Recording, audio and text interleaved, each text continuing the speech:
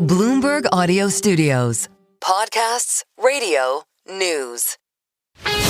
This is Bloomberg Businessweek Daily, reporting from the magazine that helps global leaders stay ahead, with insight on the people, companies, and trends shaping today's complex economy, plus global business, finance, and tech news as it happens. The Bloomberg Businessweek Daily podcast with Carol Masser and Tim Stenivek on Bloomberg Radio.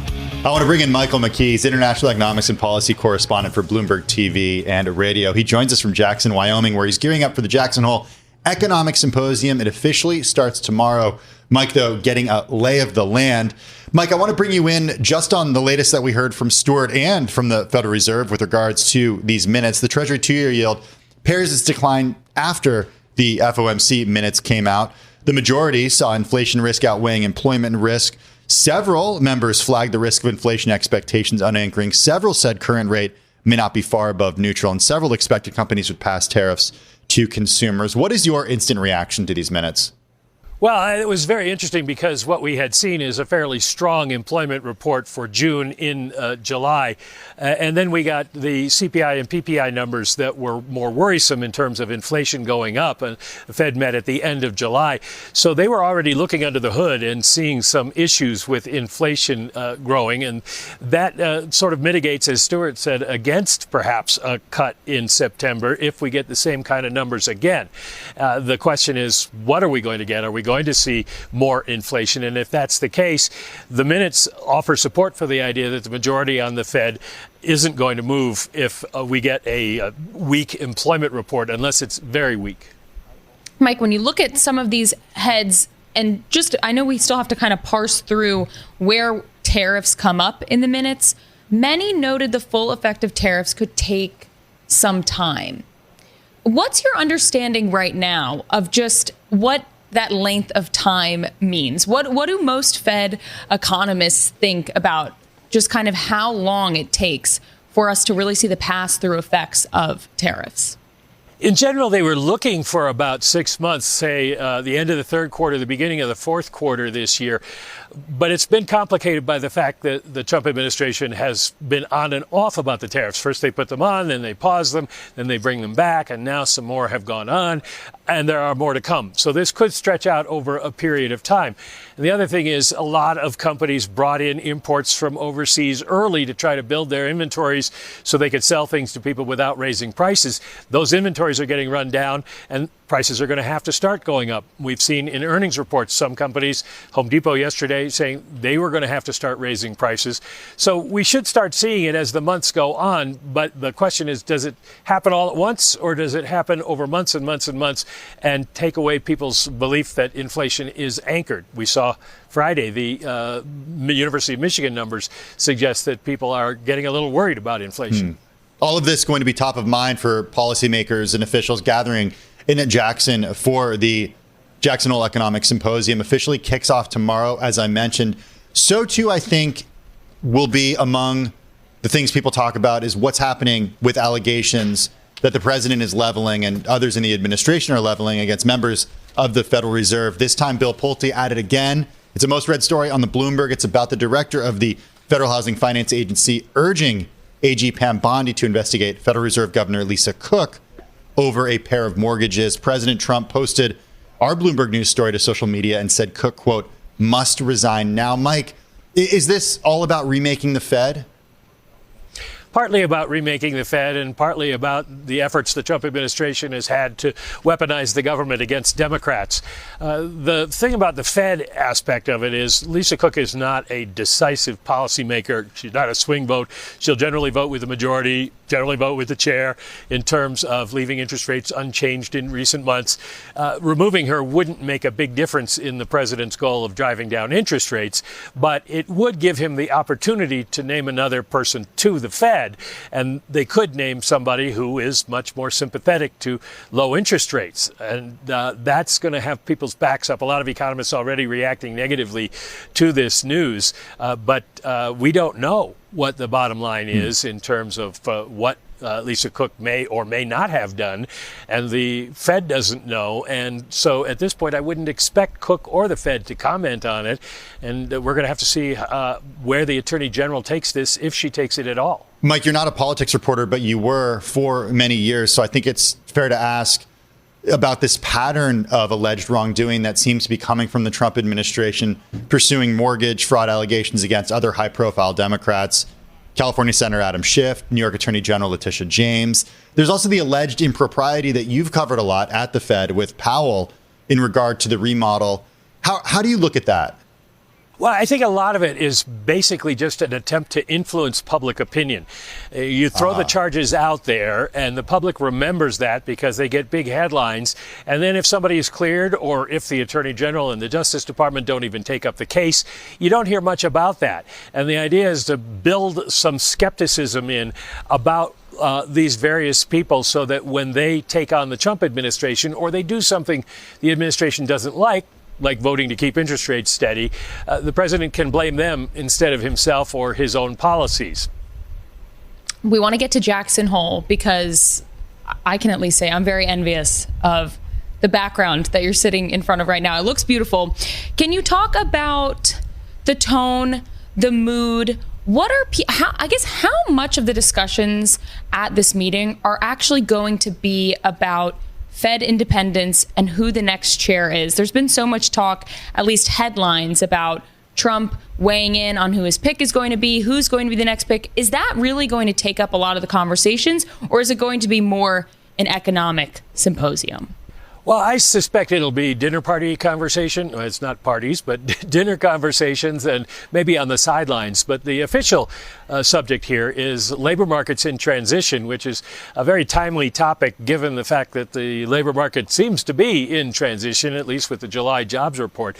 The only thing is, these are academic papers looking forward into the future, and they don't have a lot of bearing on what is going to be happening in terms of policy in the near term.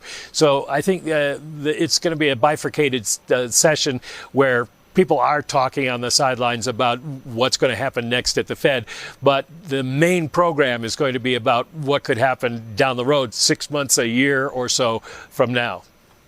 Talk a little bit more about labor, this topic here, because it was interesting in the minutes, and although these are backdated, that the Fed officials seem to be more concerned about inflation, and they're saying that outweighs concerns over the labor market. But what's the, tone going to be on that Powell speech on Friday about the labor market?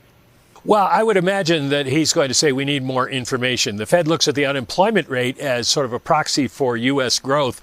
And in this case, the unemployment rate really hasn't moved. We saw weak hiring, but not a lot of firing.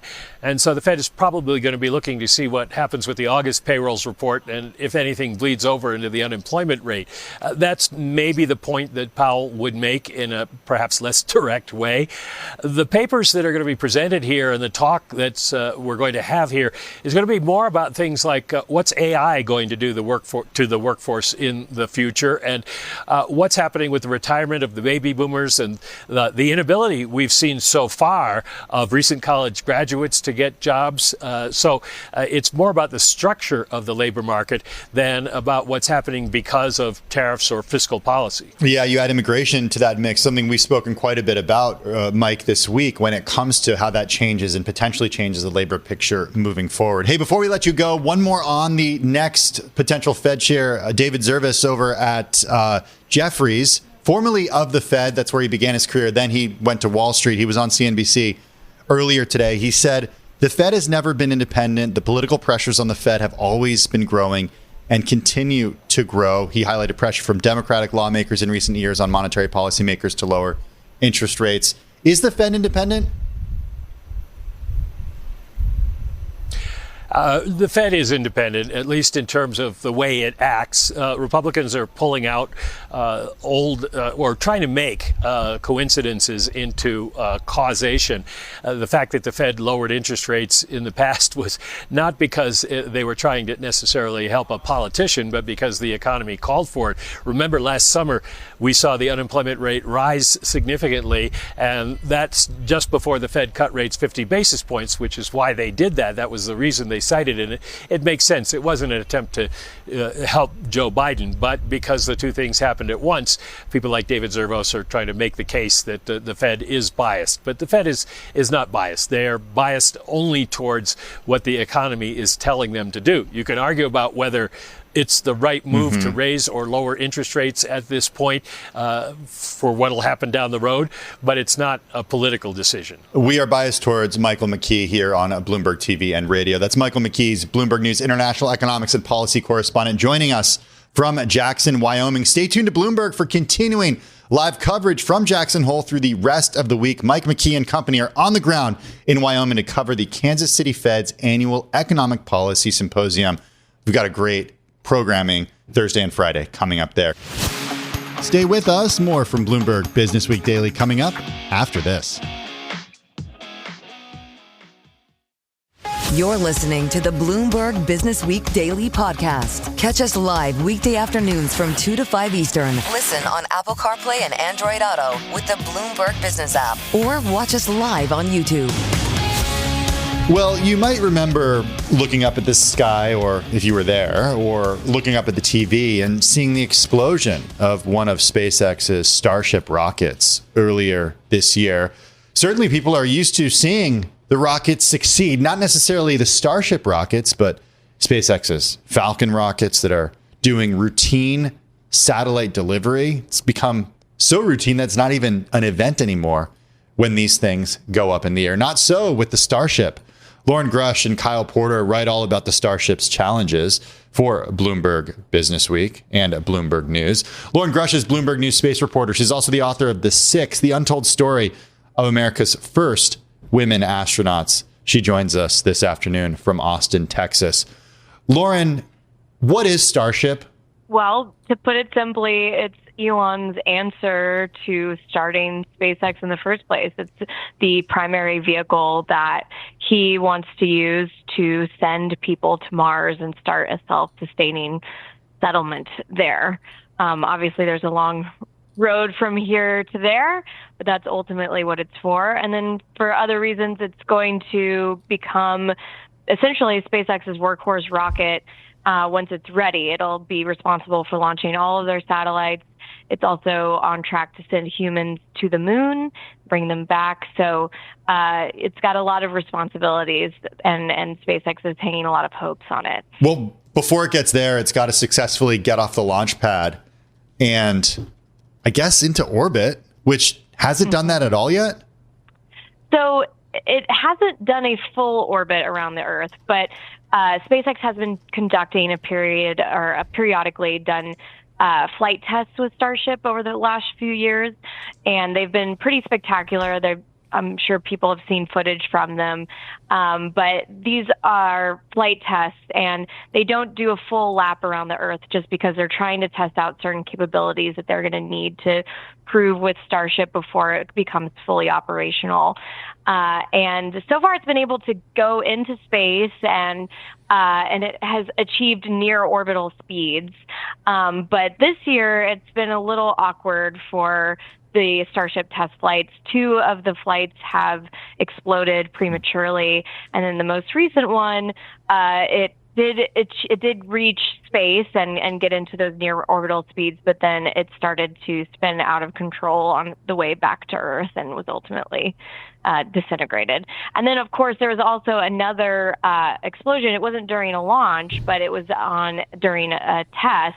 They were fueling up the vehicle for an engine test, and it exploded while on a test stand. So it's not been a great year for the Starship test program in terms of, pushing the envelope forward each time.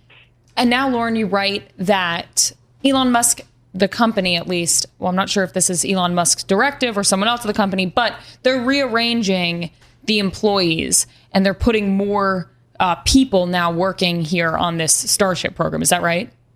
Right. Yeah. After the pad explosion that I mentioned, the company decided to do something called a surge, where they took 20% of the resources from their Falcon engineering team, and then relocated them onto the Starship program to help with reliability and testing. And it's a pretty common tactic at a Musk company to, if something is needing extra help, needing extra hands on the problem, they'll rearrange from parts of the company. So we'll see if that actually works, but it sounds like they're putting much more of an emphasis on individual component testing, making sure there's more reliability before they get to the launch pad. These setbacks that you talk about with Starship, these explosions, the footage is quite jarring, but I'm wondering, how common is that in this industry? I feel like I often see on my X feed like videos of like rockets failing to launch. You're only supposed to see the successful launches on X. There's a problem with the algorithm. Yeah. I must be having an issue. Yeah. And YouTube as well. Okay, that one makes sense.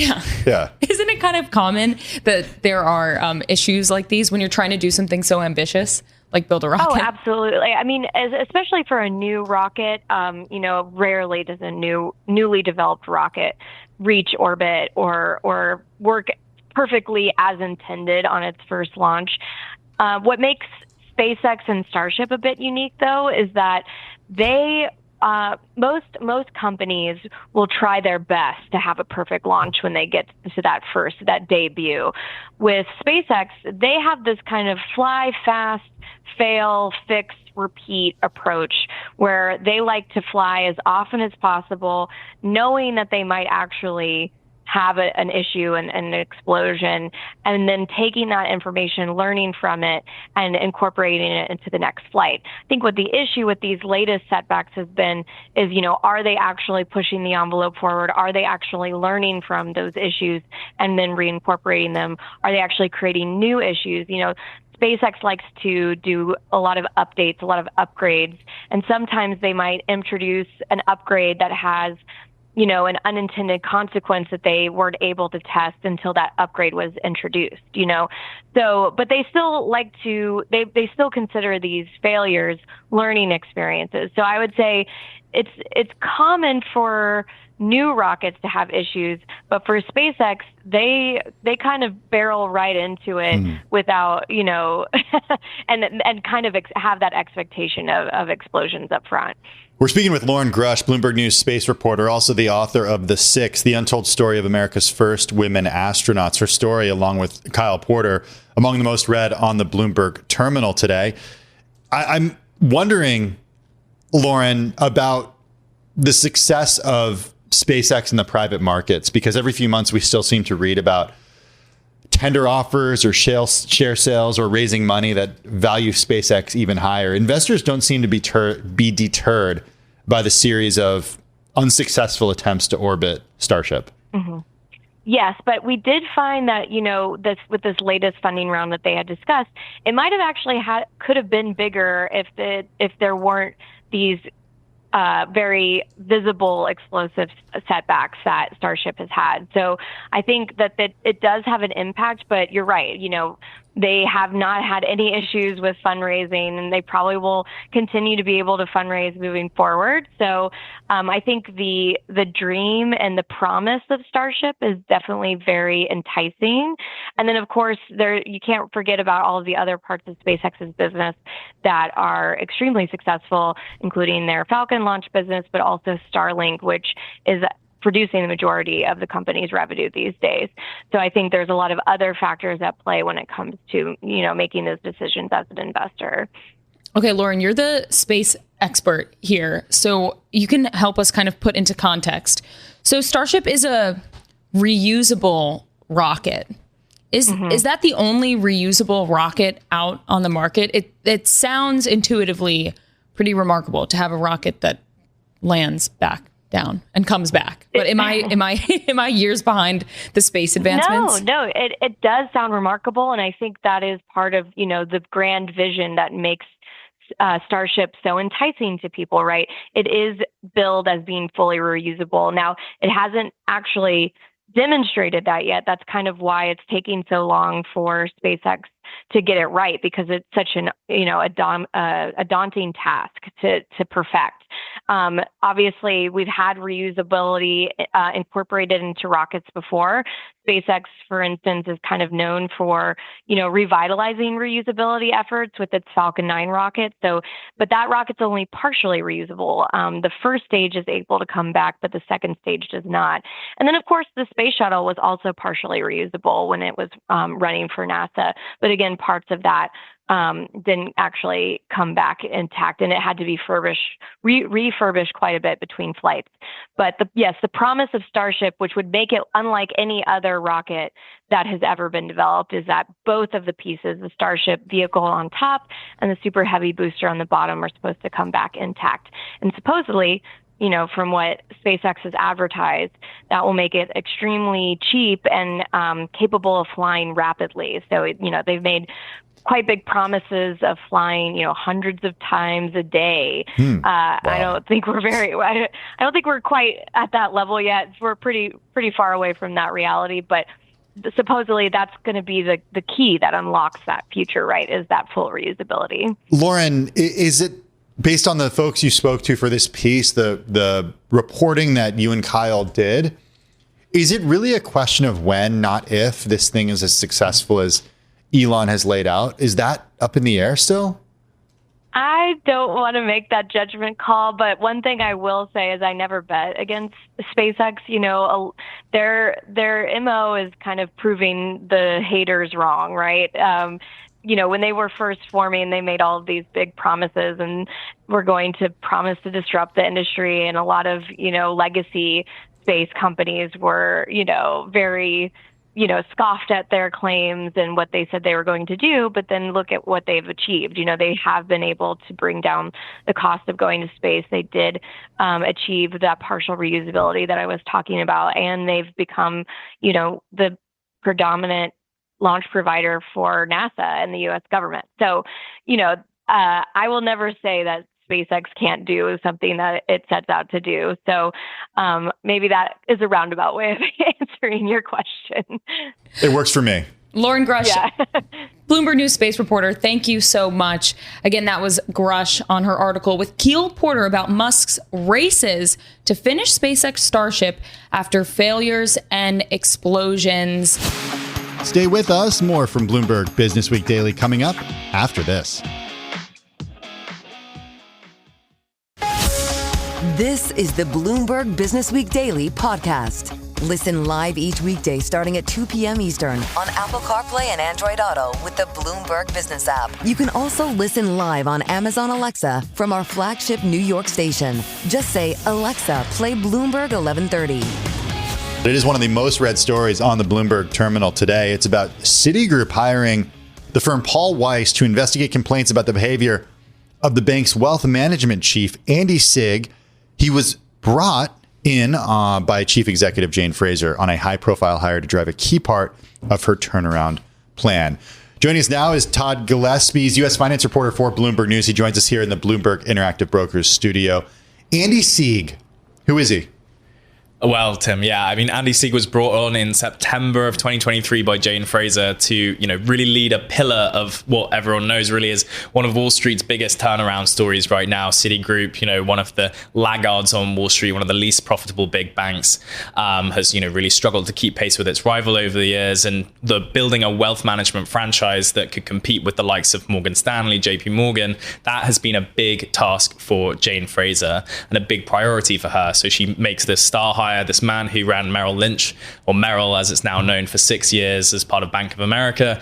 He comes over and obviously a lot then happens. But he has overseen so far some positive changes for the business. It has posted record revenues along with the rest of the US wealth management sector, as wealth management generally has been doing very well. But he has implemented a lot of key changes that have been welcomed by investors. But crucially, we now find out he's also done it at some cost to perhaps morale and human capital, and the ways in which he's been treating people internally have raised some big red flags at senior management level. And we know that the head of human resources at the bank asked white shoe law firm Paul Weiss to come in and investigate these claims. We know that this investigation has finished. The bank has declined to comment on its outcome, so we don't actually know what they found, what they concluded, whether there were any repercussions, for instance. But the bank so far is standing by him.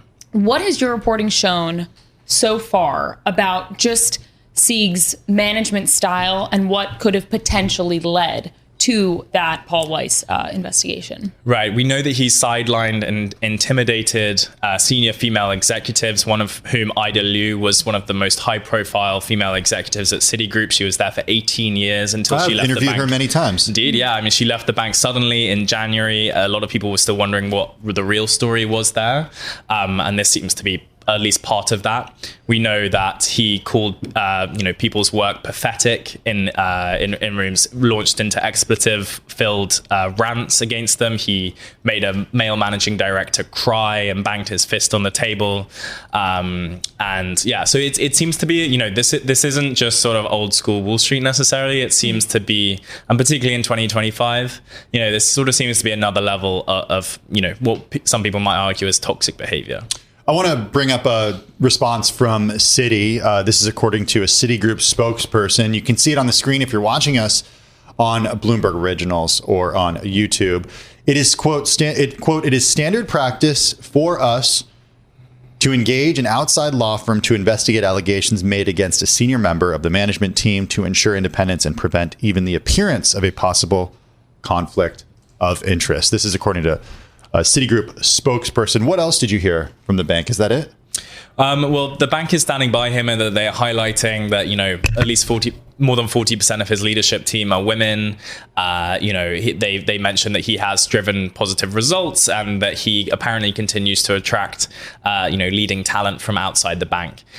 So that really is the bank's stance right now. Again, they've declined to comment on the specifics of the investigation or the outcomes.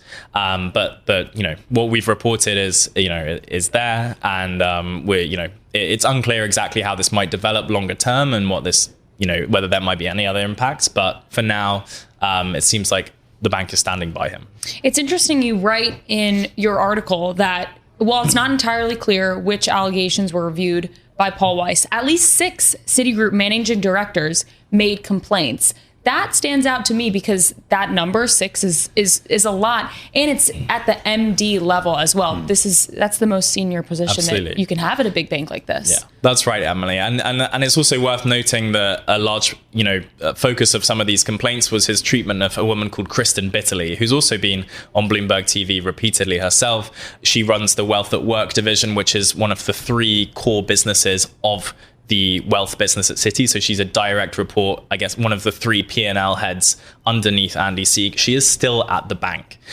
She is still running that business. And we know that there were complaints over his treatment of her. So there is still, perhaps one might say, ongoing tension and ongoing questions about the relationship of senior executives here, which haven't yet been answered. Paul Weiss did not respond to requests for comment. Ida Liu did not decline to comment, I should say, when reached by Bloomberg News.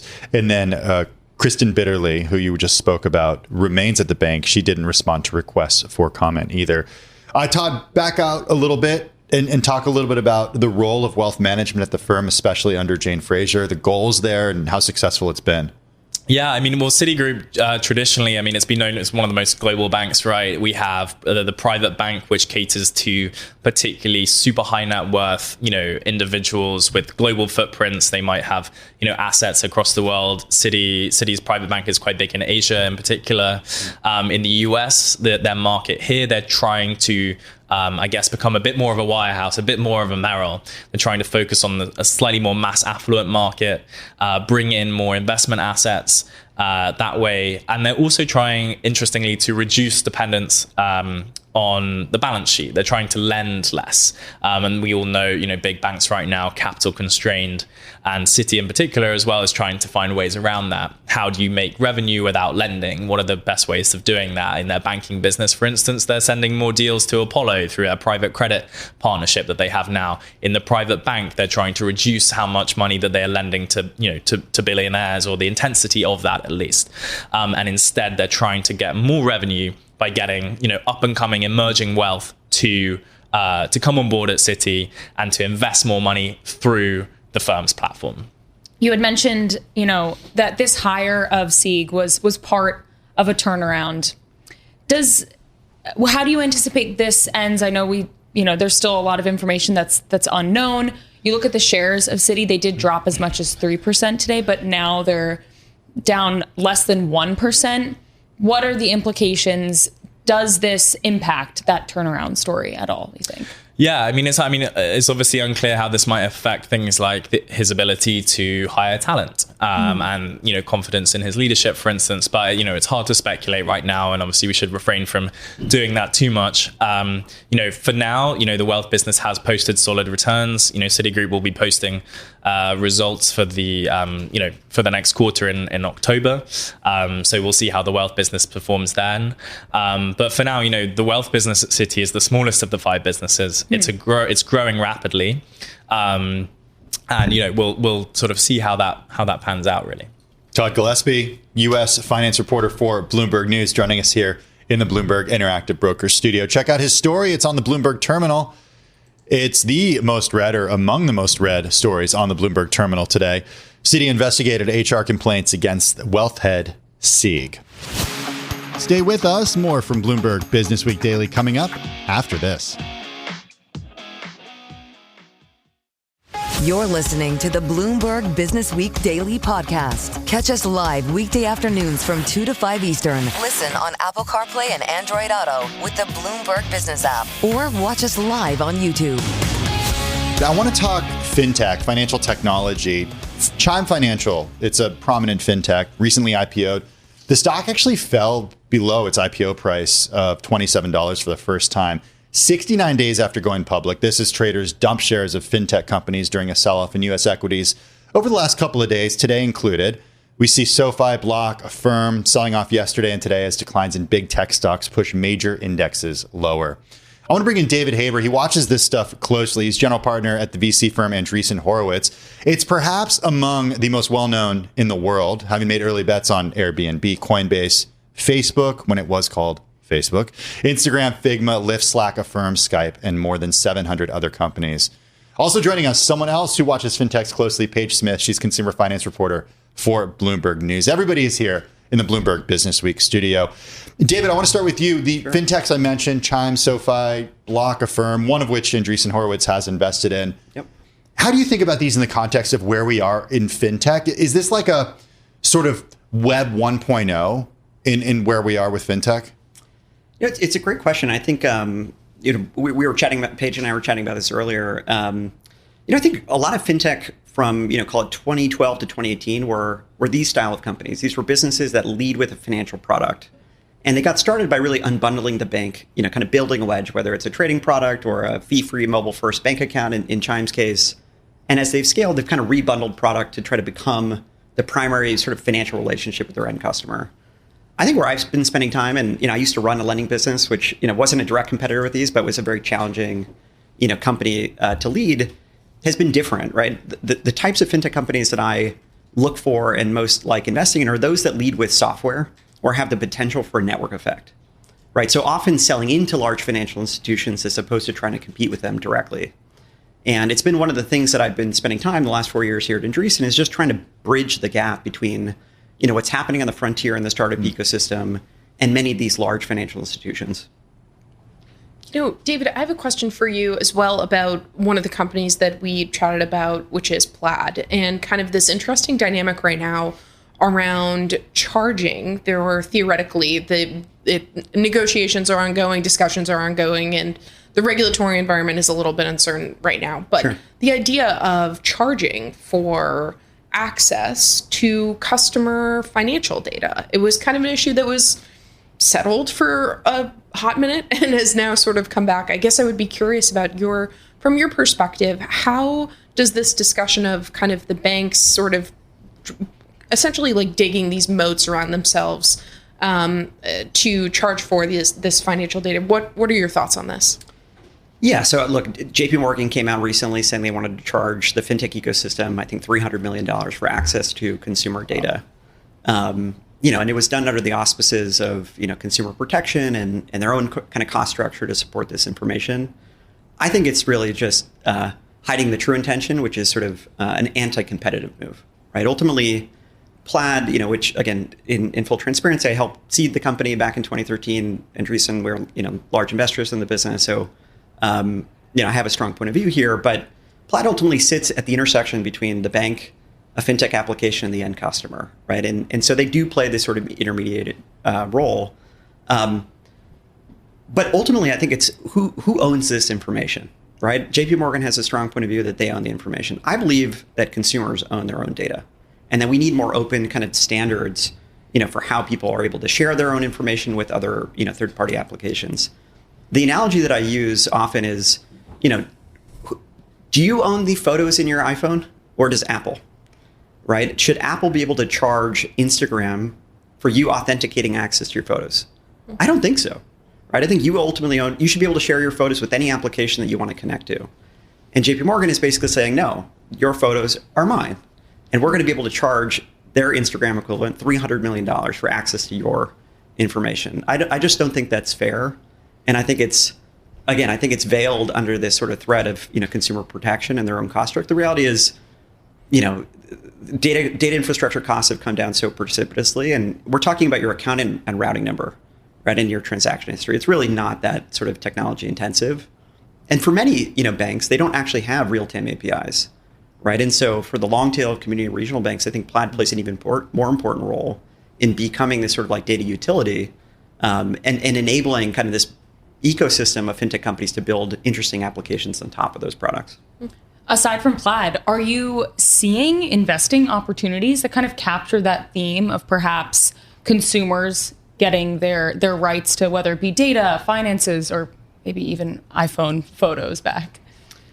It's an interesting question. I mean, there's a lot happening kind of in consumer fintech broadly, and I think AI is sort of changing the conversation here in a lot of ways. Maybe it's a different answer to your question, but my partner Alex recently announced an investment in a company called Salient, which has launched voice agents for auto loan servicing.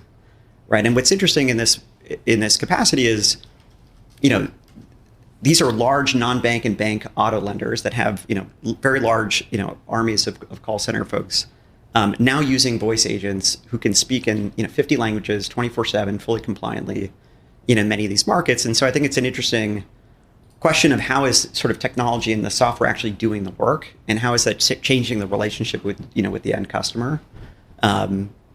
And so that's, I think, one of the bigger themes that we're seeing in consumer finance. There's a lot happening also in the back office, in many of these bigger financial institutions. I want to talk a little bit about, it's funny, you don't necessarily think of venture capital and politics until like the 2024 election. And I think Andreessen Horowitz really finds itself at the center of the political ecosystem right now.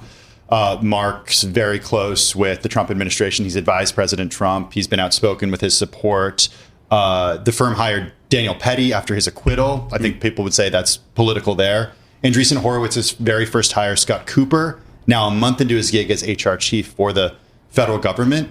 We had some reporting recently on the Bloomberg terminal, Riley Griffin, noting that Scott was introduced to Commerce Secretary by Mark and Ben.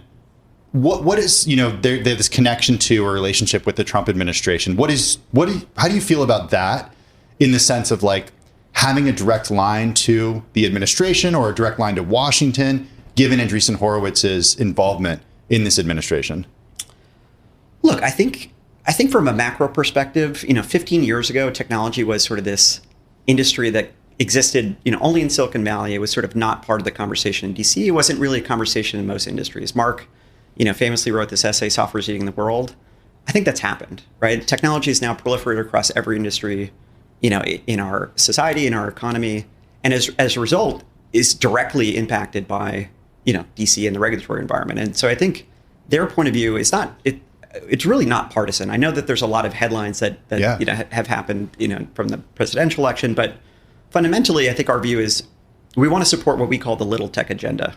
We want to, back on both sides of the aisle, people who support innovation and support sort of technology's advancement. So we've donated to, Democrats and Republicans in support of this issue. Well, do you feel like you have a more direct line now than you did during the Biden administration?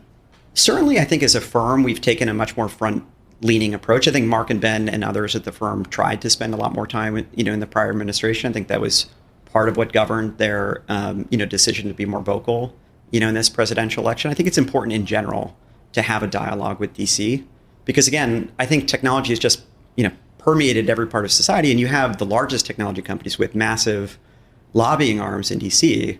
There is sort of this tragedy, the commons challenge in the startup ecosystem and in the venture ecosystem because it's highly fragmented, right?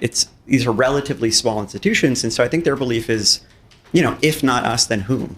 And so I think we're trying to be sort of a convening force in creating a voice for this tech ecosystem, again, to drive innovation and ultimately, I think, better outcomes for society, for the economy, et cetera. We're speaking with David Haber, general partner at the venture capital firm Andreessen Horowitz. And, David, I have another question for you. I cover consumer finance here at Bloomberg. Sure. And, we did just see the Chime IPO. We've seen a number of sort of consumer-facing fintechs do quite well in the last couple of years. And kind of there are these sort of household names, frankly, that you and I use for a lot of corners of our financial lives. Robinhood comes to mind as well. Yep. But, I guess I'm curious, is consumer fintech dead? Are we kind of shifting to a lot of these, we mentioned a few names earlier of kind of infrastructure companies, financial services infrastructure companies, where it's still fintech for sure, but it's not like fintech that you and I would know the name of or see the brand in. We might see their ads on the subways, but we don't interact with them. What are your thoughts? Yeah, look, I think part of it is just how the market has evolved, right? When many of these companies started in 2012, early 2010s, many of the largest banks didn't have mobile banking products, right? Many of them weren't acquiring customers online. And so it was much easier, candidly, to launch with the Wedge product, to spend money and acquire customers and build a much larger user base. I think the challenge, over the past several years is CAC is the new rent, right? A lot of that spending has now gone to the largest technology platforms to help, these big institutions acquire their end customer. And it's just become a lot more competitive. It's much more difficult, I think, to break through and compete now directly with a Robinhood or a Chime or a SoFi, et cetera. It's one of the reasons. I think there are other reasons culturally within these financial institutions. Their willingness to leverage third-party technology has changed dramatically in the last 5 or 6 years, and as a result, made it much more interesting to back software-led companies and infrastructure companies selling into these institutions to, again, solve real problems, change their workflows. And I think that part of the kind of more B2B side of the market has become more interesting, at least to me. David, we only have 30 seconds left. What is the most interesting company that you've made an investment in that our audience hasn't yet heard of that should be on their radar? Oh, there's a bunch, but it's hard to pick. Paige wrote a great article on a company called Moment that is building fixed income trading infrastructure. And so, again, kind of a wonky part of the world, but if you're a wealth management client, getting a bond ladder is still a manual process today at most large financial institutions. Soon that will be done programmatically. I think this is a company, albeit more infrastructure, that's going to become much more well-known over time. You're a man who knows his audience. We can talk about bond ladders and bond infrastructure all day here on Bloomberg. David Haber, general partner at the venture capital firm Andreessen Horowitz. Also with us, Paige Smith. She is consumer finance reporter for Bloomberg News. This is the Bloomberg Businessweek Daily podcast. Available on Apple, Spotify, and anywhere else you get your podcasts. Listen live weekday afternoons from 2 to 5 p.m. Eastern on Bloomberg.com, the iHeartRadio app, TuneIn, and the Bloomberg Business app. You can also watch us live every weekday on YouTube and always on the Bloomberg Terminal.